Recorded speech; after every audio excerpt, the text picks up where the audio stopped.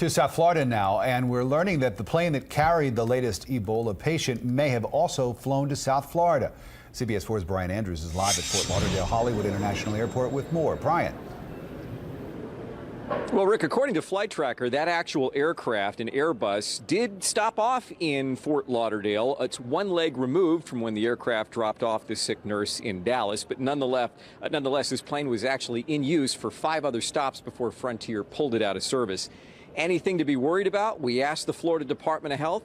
Their spokesperson said they'd get back to us. We haven't heard from them, but doctors I have spoken with said, look, as long as she wasn't secreting bodily fluids and wasn't visibly sick and didn't leave anything on the seat, everything should be fine. Nonetheless, these people you see behind me over here, they're getting ready to take that very same flight number, but a different aircraft to Cleveland tonight. Let me show you some videotape from Fort Lauderdale Hollywood International Airport. Ebola on planes, all the talk today because of this latest situation involving the nurse. What type of health risk for people who are flying? And the experts say, don't freak out, get educated. There really is a very remote risk, and it is safe to travel right now. In fact, here's what we heard from first responders.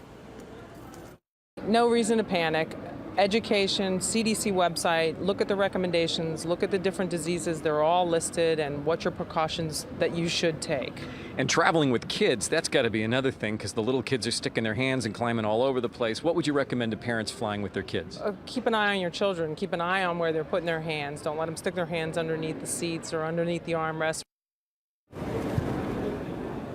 Now, we did get an update late in the day from the Florida Department of Health in Tallahassee. They said that earlier today in Miami-Dade County, apparently at some hospital, someone was checked for Ebola, but it turned out to be a big nothing. And of course, it's big news in the nurses community. Let me share with you a conversation we had with a representative of the nurses union. They told us, quote, we are working with management at Jackson Health Service to make sure that everything that needs to happen does happen in terms of Ebola and Ebola protocols. So that is the nurses union weighing in. Coming up tonight at 6 o'clock, we're going to talk about what you should do to protect yourself from getting sick in general when you're on a plane. Take a look at this lady over here. You see that? She's got on a surgical mask. Yes, it really is a good idea. We'll explore more of that when I join you live from the airport tonight at 6. I'm Brian Andrews, CBS 4 News.